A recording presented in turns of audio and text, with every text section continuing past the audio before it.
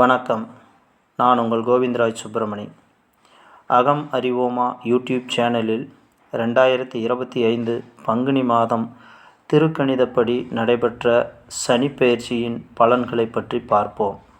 முதலில் மேச ராசிக்குண்டான பலனை பார்ப்போம்.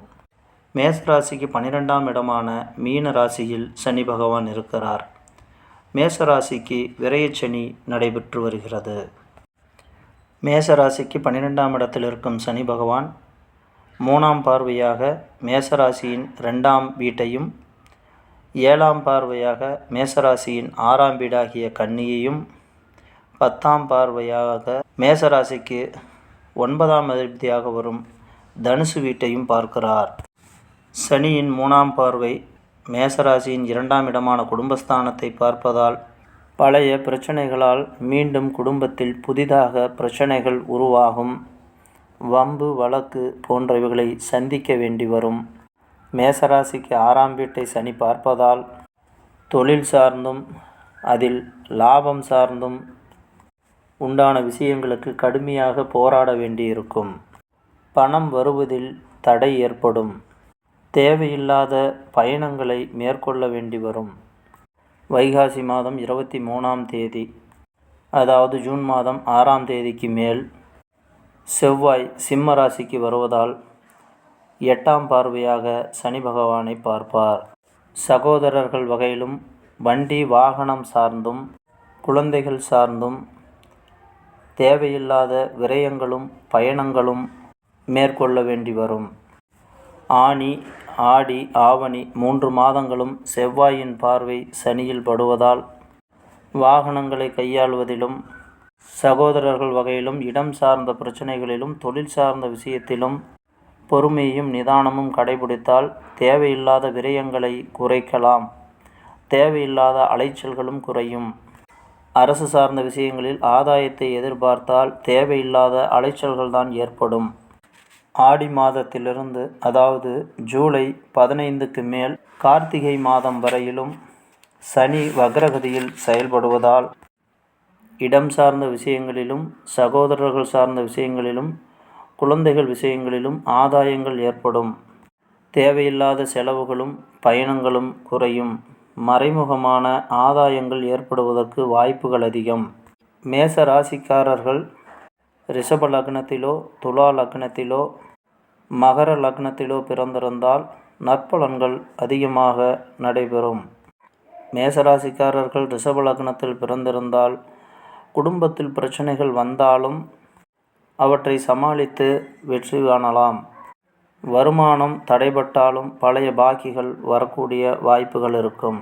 துலா லக்னக்காரர்களுக்கு தொழில் சார்ந்த விஷயங்களில் வேலைபளு அதிகமாக இருந்தாலும் ஆட்களின் ஒத்துழைப்புடன் வேலைகளை சீக்கிரமாக முடிப்பதற்குண்டான சூழ்நிலைகள் ஏற்படும்.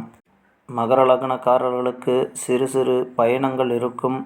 முயற்சி செய்வதில் ஆரம்பத்தில் தடை இருந்தாலும் சிறிது கடுமையாக முயன்றால் அந்த காரியங்களில் வெற்றி பெறலாம். பொதுவாக ஆதாயம் தரும் விஷயங்களில் எல்லாமே சோம்பேறித்தனமும் மந்தபுத்தியும் இருக்கும்.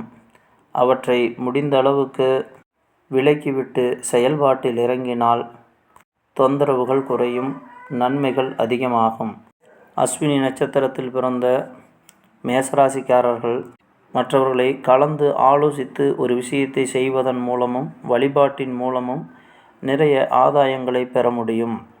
பரணி நட்சத்திரத்தில் பிறந்தவர்கள் உணர்ச்சி வசப்படாமல் நிதானத்துடன் செயல்களை செய்தார்களானால் அதிகமான விரயங்களை தவிர்க்கலாம். கிருத்திகை நட்சத்திரத்தில் பிறந்தவர்களுக்கு பிள்ளைகள் வழியிலும் அரசு சார்ந்த விஷயங்களிலும் தந்தை சார்ந்தும் ஆரோக்கிய விஷயத்திலும் பயணங்கள் மேற்கொள்ள வேண்டி வரும். பொதுவாக மேசராசிக்காரர்கள் உணவு விஷயத்தில் அதிக கவனத்துடன் இருந்தால் உடல் ஆரோக்கியத்திற்கான செலவுகள் குறையும். எடுத்த வேலையை குறித்த நேரத்தில் முடித்து கொடுப்பதற்குண்டான சூழ்நிலையும் உருவாகும். தேவையில்லாத வாக்குறுதிகளை கொடுத்து விரயத்தை அதிகப்படுத்தி கொள்ள வேண்டாம். தற்போது சொன்ன சனிப்பெயர்ச்சி பலன்கள் ஒரு 25 வயதுக்கு மேல் ஒரு 50 வயதுக்குள் உள்ளவர்களுக்கு பொதுவான பலன்களாக பொருந்தும். சனி நின்ற ராசியான மீனத்திலும் சனி பார்க்கும் ராசியான ரிஷபம், கன்னி, தனுசு ஆகிய வீடுகளில் சூரியனோ அல்லது சந்திரனோ அல்லது செவ்வாயோ ஆகிய கிரகங்கள் நின்று தற்போது அந்த கிரகங்களின் திசையோ அல்லது புத்தியோ நடைபெறும் காலமாக இருந்தால் அவர்களுக்கு கெடுதலான பாதிப்புகள் அதிகமாக இருக்கும். குடும்பத்திலும் உணவு விஷயத்திலும் கவனத்துடனும், அதுபோல தேவையற்ற வாக்குறுதிகளை கொடுப்பதை நிறுத்திவிட்டு எதை செய்கிறோமோ அதை மட்டும் சொல்லி செயலை செய்தாலும் ஆதாயங்கள் அதிகமாக இருக்கும். எடுத்த வேலையை தள்ளி போடாமல் உடனே முடிக்கக்கூடிய செயலில் இறங்கினால் ஆதாயங்கள் அதிகமாக இருக்கும். ரிஷபராசிக்கான பலனை அடுத்த பதிவில் பார்ப்போம். நான் உங்கள் கோவிந்தராய் சுப்பிரமணி. நன்றி, வணக்கம்.